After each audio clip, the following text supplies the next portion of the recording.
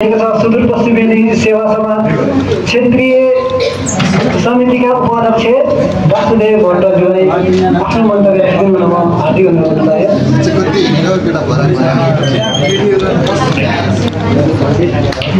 धन्यवाद कार्यक्रम सञ्चालकज्यू।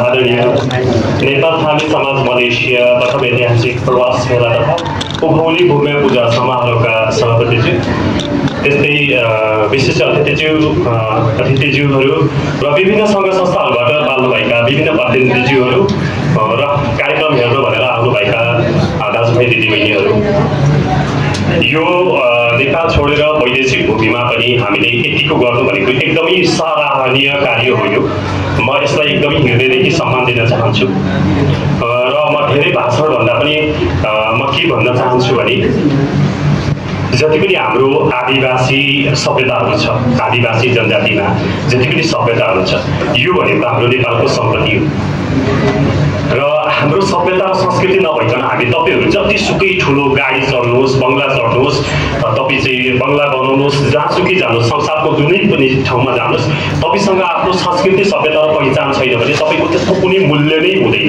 तपाईको त्यसको कुनै अर्थ नै हुँदैन।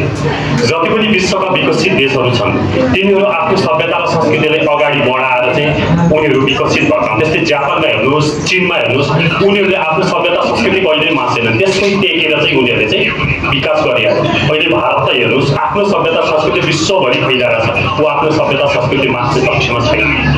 म तपाईँ सम्पूर्ण दाजुभाइ दिदीबहिनीहरूलाई के अनुरोध गर्न चाहन्छु भने अहिले जताततैबाट हामीहरूको किराँती सभ्यता र संस्कृतिमाथि आक्रमण भइरहेको छ। तपाईहरु मान्नुहोस् नमान्नुहोस्, मैले यो कुरा स्पष्ट बुझेको छु र देखेको छु।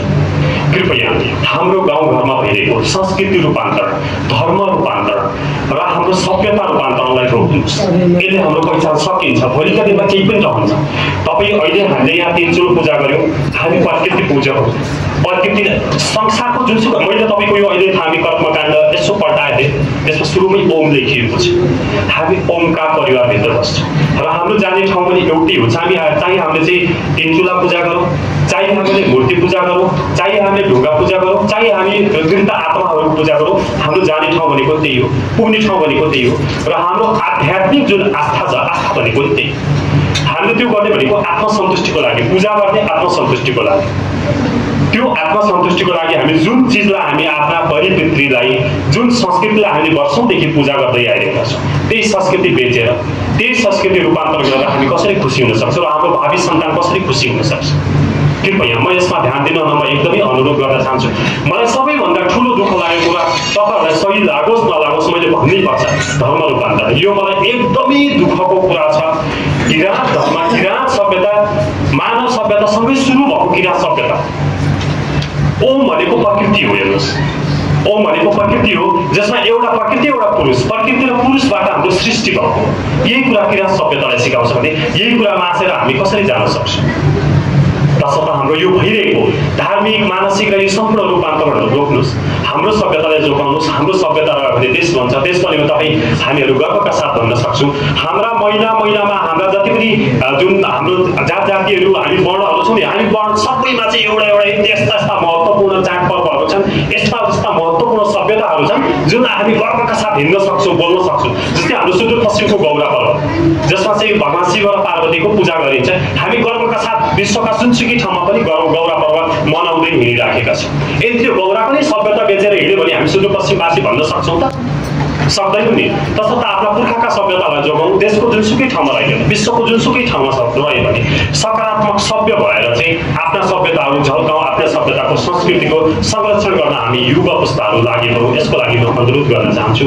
तपाईँहरूको कार्यक्रम सफल रहोस्, असल रहोस् र यस्तै विश्वमा रहेका जति पनि थामी र किराँत समुदायहरू छ त्यसमा राम्रो र पोजिटिभ सन्देश जाओस्।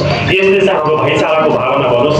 धार्मिक सहिष्णुता बिग्रेको छ, सामाजिक सहिष्णुता बिग्रेको छ, समाजमा पहिला जस्तो समाजै रहेन, विभिन्न द्वन्द्वहरू फैलिएका छन्, मानसिक द्वन्द्वहरू, धार्मिक द्वन्द्वहरू। यसलाई एकतामा बाँध्नको लागि, यसलाई सही तरिकाले रूपान्तरण गर्नको लागि यस्ता कार्यक्रमले धेरै सहयोग पुग्नेछ र यसले यो कार्यक्रम तपाईँको प्रभावकारी रहोस् भन्ने शुभकामना दिँदै म तपाईँहरूबाट छुट्टिन चाहन्छु। धन्यवाद, नमस्ते।